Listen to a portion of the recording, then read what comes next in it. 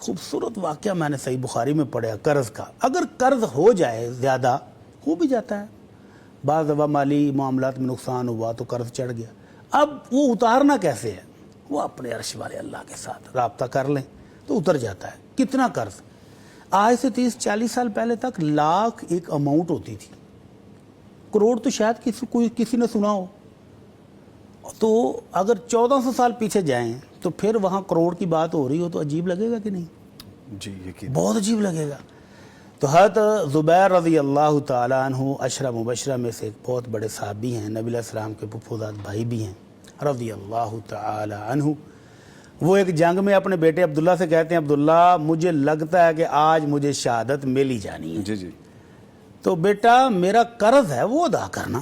وہ قرض کس بات کا تھا؟ لوگ مانتے رکھواتے تھے. وہ کہتے تھے کہ بھائی امانت کی حفاظت کرنا مشکل کام ہے, تو آپ مجھے بطور قرض دے دو, جب آپ کو واپسی کا ارادہ ہو لے لو. تو اس طرح سے وہ قرض لے رہے تھے لوگوں سے اور اللہ کی راہ میں تقسیم کرتے, خرچ کرتے, تو وہ قرض چڑھ گیا. تو والد کی نصیحت کے مطابق وہ ایسا ہی ہوا. اسی روز والد صاحب اللہ کو پیارے ہو گئے, شہید ہو گئے. تو بیٹے کو نصیحت تھی کہ بیٹا سب سے پہلے میری جو وراثت ہے نا تقسیم نہیں کرنی, جائیداد کا اماؤنٹ لگا کے تو قرض اتارنا. تو کہتے ہیں میں نے جب وہ قرض کا حساب لگایا تو میرے تو طوطے اڑ گئے کہ اتنا قرض. تو حضرت حکیم بن حزام رضی اللہ عنہ چچا جان ہیں, بزرگ ہیں, وہ آئے, بیٹا آپ کے ابا جی لوگوں کی مانتے رکھتے تھے تو وہ قرض کافی ہوگا, کتنا ہے؟ تو کہتے ہیں میں نے اصل رقم چھپا لی, اصل رقم نہیں بتائی کہ چاچا جی میں پریشان ہوں گے. میں نے کہا چچا جان 1 لاکھ درہم ہے اس وقت میں. 1 لاکھ درہم؟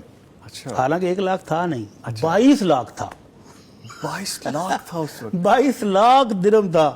تو چچا جان کہتے ہیں پتر مینوں نہیں لگتا کہ تہاڈے ابے دی پراپرٹی یہ سارا قرض اتارے گی, تو بیٹا اگر کوئی ضرورت پڑے تو میرے سے بھی لے لینا. تو انہوں نے کہا ابا جی ٹھیک ہے, چچا جی ٹھیک ہے.